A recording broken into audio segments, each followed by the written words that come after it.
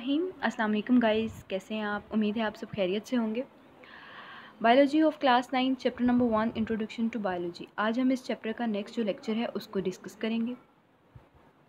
Levels of organisation, पिछले chapter में मैं इसके बारे में इसका इंट्रोडक्शन और जो दो लेवल्स हैं, फर्स्ट सब एटॉमिक एंड एटॉमिक लेवल और मॉलिक्यूलर लेवल, इसको हम डिस्कस कर चुके हैं। आज हम इसका थर्ड जो लेवल है उसको डिस्कस करेंगे, ऑर्गेनेली एंड सेल लेवल।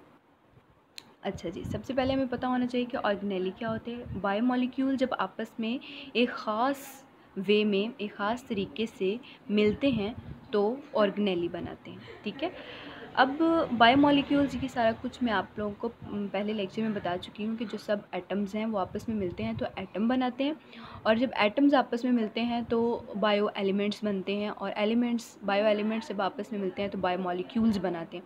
अब बायोमॉलिक्यूल जब आपस में मिलेंगे, लिंक करेंगे, तो वो ऑर्गेनेली बनाएंगे। ठीक है, अब जो ऑर्गेनेली है वो सब सेलुलर स्ट्रक्चर है सेल का। अब सब सेलुलर स्ट्रक्चर के बारे में आपको पता होना चाहिए कि देखें, जब सब एटम्स थे, ठीक है, सब एटम्स थे, मीन कि एटम के जो छोटे पार्टिकल्स हैं वो आपस में मिलेंगे तो एक एटम का स्ट्रक्चर बनाएंगे। इसी तरीके से जो सब सेलुलर स्ट्रक्चर्स हैं वो आपस में मिलेंगे तो एक सेल बनाएंगे। हर तरह का जो ऑर्गेनेली होता है, हर तरह की जो जैसे कि न्यूक्लियस होता है सेल के अंदर, माइटोकॉन्ड्रिया होता है और राइबोसोम्स होते हैं, एंडोप्लाज्मिक रेटिकुलम्स होते हैं, ठीक है, साइटोप्लाज्म होता है। ये सारे जो ऑर्गेनेली हैं अपना एक स्पेसिफिक जो फंक्शन है, स्पेशलाइज्ड फंक्शन है, वो परफॉर्म करते हैं। ख़ास फंक्शन इनका होता है, हर एक का अपना अपना फंक्शन होता है जो कि हर ऑर्गेनेली जो है वो परफॉर्म करती है। अब यहाँ पर एक एग्जाम्पल के तौर पर दो जो है ऑर्गेनेली के जो फंक्शंस हैं वो मैं आपको बताती हूँ कि जो माइटोकॉन्ड्रिया है वो स्पेशलाइज्ड है फॉर सेलुलर रेस्पिरेशन। अब माइटोकॉन्ड्रिया क्या होता है? ये माइटोकॉन्ड्रिया जो है वो सेल का पावर हाउस होता है, मीन कि वो सेल के लिए जो है एनर्जी की प्रोडक्शन कराता है, कि सेल को एनर्जी की ज़रूरत होती है कोई भी काम परफॉर्म करने के लिए, जाहिर सी बात है एनर्जी की ज़रूरत होती है। तो जो माइटोकॉन्ड्रिया है वो in the form of ATP cell को एनर्जी प्रोवाइड करता है, और ये सेल रेस्पिरेशन कराता है माइटोकॉन्ड्रिया। अब सेलुलर रेस्पिरेशन क्या होती है? सेलुलर रेस्पिरेशन जिसमें जो सेल है वो अपने फूड पार्टिकल के साथ ऑक्सीजन को बाइंड कराता है, ठीक है, उसके बाद जो उसको न्यूट्रिएंट्स चाहिए होते हैं उसकी अब्जॉर्प्शन करा देता है, और जो न्यूट्रिएंट्स उसको नहीं चाहिए होते उसको एज अ कार्बन या वाटर की फॉर्म में वो सेल से एक्सक्रीट कर देता है। ठीक है, इसको हम कहते हैं ये है सेलुलर रेस्पिरेशन। और माइटोकॉन्ड्रिया जो है सेलुलर रेस्पिरेशन के लिए एनर्जी प्रोवाइड करता है और सेलुलर रेस्पिरेशन करवाता है। ठीक है, राइबोसोम्स, अब राइबोसोम्स क्या होते हैं? राइबोसोम्स टीनी ग्रैनुलर स्ट्रक्चर होता है। ठीक है, टीनी ग्रैनुलर मीन छोटे दानेदार जो साख्त होती है, छोटे दानेदार जो स्ट्रक्चर होते हैं जो साइटोप्लाज्म के अंदर फ्रीली मूव करे। तो साइटोप्लाज्म आपको पता होगा कि जो सेल के अंदर स्पेस होती है उसको हम साइटोप्लाज्म कहते हैं, और वो सेल साइटोप्लाज्म के अंदर फ्रीली मूव कर रहे होते हैं, फ्लोटिंग कर रहे होते हैं। और ये जो राइबोसोम्स हैं ये प्रोटीन की सिंथेसिस कराते हैं। इनके पास राइबोसोमल आरएनए होते हैं जो कि प्रोटीन को सिंथेसाइज कराते हैं, और जो प्रोटीन है वो सेल के वर्क के लिए ज़रूरी होती है। ठीक है, नेक्स्ट हमारे पास आ जाता है जी सेल। अब जो ऑर्गेनेली है वो बायोमॉलिक्यूल से मिलकर बनती है, ठीक है, और जो सेल है वो ऑर्गेनेली के मिलकर बने होते हैं, ऑर्गेनेली से मिलकर बने होते हैं। ठीक है, जो सेल्स होते हैं उसमें कई सारे जो ऑर्गेनेलीज हैं वो अपना वर्क परफॉर्म करते हैं और सेल का स्ट्रक्चर जो है वो कंप्लीट होता है। ठीक है, function of the cell are accomplished by these specialised structures. जैसे कि मैं पीछे बता चुकी हूँ कि माइटोकॉन्ड्रिया है, राइबोसोम्स हैं, न्यूक्लियस है, एंडोप्लाज्मिक रेटिकुलम है, इस तरह मतलब और काफ़ी सारे जो ऑर्गेनेली होते हैं ये जब अपना अपना वर्क परफॉर्म करते हैं तो जो सेल का जो स्ट्रक्चर होता है वो कंप्लीट हो जाता है। सेल के अंदर इनका इनकी एग्जांपल ऐसे है जैसे किसी लेबर की डिवीजन की होती है, ठीक है, कि लेबर जो है अपना अपना वर्क जो है वो परफॉर्म कर रहा होता है। इसी तरीके से सेल के अंदर जो ऑर्गेनेलीज हैं वो होती हैं, वो अपना अपना वर्क जो है वो परफॉर्म कर रही होती हैं और सेल का पूरा स्ट्रक्चर जो है वो कंप्लीट हो जाता है। बात समझ में आ रही है कि ऑर्गेनेली क्या होते हैं और सेल्स क्या होते हैं। ऑर्गेनेली वो होते हैं जो सेल्स के अंदर प्रेजेंट होते हैं, ठीक है, जैसे कि सेल के अंदर न्यूक्लियस प्रेजेंट होता है, एंडोप्लाज्मिक रेटिकुलम होते हैं, माइटोकॉन्ड्रिया होता है, राइबोसोम्स होते हैं, जो कि सेल के जो वर्क हैं उसके लिए वर्क कर रहे होते हैं, ठीक है। और सेल बजाते खुद जो है वो यूनिट ऑफ लाइफ है, कि वो ज़िंदगी की एक बुनियादी इकाई है, जिसके फॉर एग्ज़ाम्पल जो सेल्स हैं वो जब बहुत सारे सेल्स आपस में मिलते हैं तो इंडिविजुअल बनता है। और हमारे अंदर ह्यूमन बीइंग के अंदर there is a lot of cells, बहुत सारे सेल्स मौजूद हैं जिसकी बिना पर ये पूरा इंडिविजुअल बना हुआ है, ठीक है।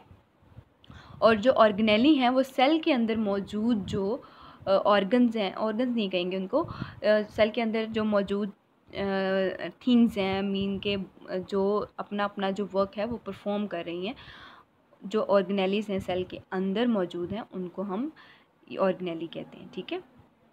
अब जो सेल्स हैं वो दो तरह के होते हैं, यूनिसेलुलर और multi cellular. Unicellular mean single, ठीक है, सिंगल सेल जो होते हैं, जिनके पास सिंगल सेल होता है उनको हम यूनिसेलुलर ऑर्गेनिज्म कहते हैं। In the case of prokaryotes, prokaryotes mean जिनके अंदर न्यूक्लियस नहीं होता, ठीक है। और मोस्ट जो प्रोटिस्ट होते हैं, ये छोटे छोटे जो नेक डाई से नज़र नहीं आते प्रोटिस्ट, ठीक है, उनके अंदर सिंगल सेल होता है, वो सिंगल सेल से मिलकर बने हुए होते हैं, ठीक है। मल्टी सेलुलर कौन से होते हैं, उसमें आ जाता है यूकैरियोटिक ऑर्गेनिजम्स आ जाते हैं, फंजाई, प्लांट्स, एनिमल्स, ये जो ऑर्गेनिजम्स हैं जो कि बहुत सारे सेल्स पर मौजूद हैं, एक से ज़्यादा, मतलब बहुत सारे ट्रिलियंस ऑफ सेल्स इनमें मौजूद होते हैं और बहुत सारे सेल्स मौजूद होते हैं इनमें उनको हम मल्टी सेलुलर ऑर्गेनिजम्स कहते हैं, कि उनके अंदर बहुत सारे ऑर्गेनिज्म, बहुत सारे सेल्स मौजूद होते हैं, ठीक है। आगे आ जाता है जी हमारे पास टिश्यू लेवल। टिश्यू लेवल अब जो है टिश्यू लेवल कैसे बनता है, बहुत सारे सेल से मिलकर टिश्यू लेवल बनता है, लेकिन हम शुरू से ही पढ़ते आ रहे हैं कि जो सेल्स जो डिफरेंट थिंग्स हैं वो मिलकर एक जो चीज़ बना रही। फॉर एग्जांपल जैसे हमने कहा था कि डिफरेंट जो एटम्स हैं वो मिलकर एलिमेंट बनाएंगे और डिफरेंट एलिमेंट मिलकर मॉलिक्यूल्स बनाएंगे और डिफरेंट मॉलिक्यूल्स मिलकर ऑर्गेनेली बनाएंगे। लेकिन टिश्यू लेवल में सिमिलर सेल्स जब आपस में मिलेंगे, ठीक है, और ये होता किसमें, टिश्यू लेवल होता किसमें है, मल्टी सेलुलर ऑर्गेनिजम्स में, जिसमें बहुत सारे सेल्स मौजूद हैं, क्योंकि सिंगल सेल में तो टिश्यू लेवल नहीं बन सकता ना, क्योंकि उसमें एक ही सेल होता है, और इस टिश्यू लेवल बनने के लिए बहुत सारे सिमिलर सेल्स की ज़रूरत होती है। सिमिलर सेल्स मीन एक जैसे सेल्स, जो कि हों भी एक जैसे और वो फंक्शन भी एक जैसा परफॉर्म कर रहे हों, ठीक है। Similar cells performing similar functions are organised into group, mean वो एक ग्रुप में मौजूद हों, एक बाइंडिंग फॉर्म में मौजूद हों, तो उसको हम टिश्यू बोलते हैं। अब हम टिश्यू की डिफ़ाइन करते हैं, a group of similar cells specialised for the performance of a common function, के एक जैसे सेल्स का ग्रुप, मीन एक जैसे सेल्स की जो असेंबलेंस है वो जो कि एक जैसे एक फंक्शन को परफॉर्म कर रहे हैं, उसको हम टिश्यू बोलेंगे, ठीक हो गया। Each cell in the tissue carries on its own life processes. अब हर जो सेल है मौजूद है टिश्यू के अंदर, वो अपना अपना वर्क परफॉर्म कर रहा है, लेकिन वो वर्क भी परफॉर्म कर रहा है जो कि टिश्यू के फंक्शन के रिलेटेड है, ठीक है। एक टिश्यू है फॉर एग्जांपल, वो एक वर्क परफॉर्म कर रहा है और जो बाकी जो सेल्स हैं टिश्यू के अंदर मौजूद हैं वो अपना काम भी कर रहे हैं, ठीक है, अपनी लाइफ प्रोसेसिंग के लिए, अपनी मतलब खुद को ज़िंदा रखने के लिए भी वर्क कर रहे हैं। और जो डिमांड है टिश्यू की कि उसको कौन सा फंक्शन परफॉर्म करना है, वो उसको भी हेल्प दे रहे हैं, मतलब उसका फंक्शन भी परफॉर्म करने में उसकी हेल्प कर रहे हैं, ठीक है। और बहुत सारे सेल्स मिलकर, एक जैसे जो सेल्स हैं मिलकर जब फंक्शन परफॉर्म करेंगे एक जैसा, तो हम उसको एक टिश्यू का नाम दे देंगे कि ये टिश्यू है जो कि ये वाला काम परफॉर्म कर रहा है, ठीक है। अब प्लांट्स टिश्यूज़ हैं, एनिमल्स टिश्यूज़ हैं, जो कि बहुत सारे हैं, ठीक है। अब प्लांट टिश्यूज़ के बारे में उन्होंने 2 एग्जांपल्स दी हैं, एपिडर्मल टिश्यू और ग्लैंड टिश्यू। अब जो एपिडर्मल टिश्यूज़ होते हैं, एपिडर्मल मीन जो आउटर लेयर है उसको हम एपिडर्मल बोलते हैं, ठीक है। अब जो एपिडर्मल टिश्यूज़ जो होते हैं ये प्लांट की आउटर लेयर पे मौजूद होते हैं और ये किसी किस्म की इंजरी और इन्फेक्शन, वाटर लॉस से प्लांट को बचाते हैं, एक एज अ बैरियर वर्क करते हैं। बैरियर मीन रुकावट। ग्राउंड टिश्यू, अब ग्राउंड टिश्यू जो होते हैं वो बहुत सारे टिश्यूज़ होते हैं, ये नॉन वेस्कुलर भी होते हैं और वेस्कुलर भी होते हैं। और जो ग्राउंड टिश्यू जो होते हैं ये फूड और वाटर को स्टोर करते हैं। और इसमें जो वेस्कुलर होते हैं टिश्यूज़ उसमें बंडल ऑफ फिलोएम और जाइलम आ जाते हैं, जो कि फ्लूइड की ट्रांसपोर्ट में वर्क करते हैं, ठीक है। आगे आ जाते हैं जी एनिमल टिश्यूज़। ये भी डिफरेंट टाइप्स के होते हैं, ठीक है, बहुत सारे मुख्तलिफ टाइप्स के होते हैं, लेकिन आई थिंक एनिमल टिश्यूज़ जो हैं वो 4 टाइप्स के होते हैं, लेकिन यहाँ पर जो सिर्फ 2 जो हैं टिश्यूज़ उनको डिस्कस किया गया है, नर्वस टिश्यू और मस्कुलर टिश्यू।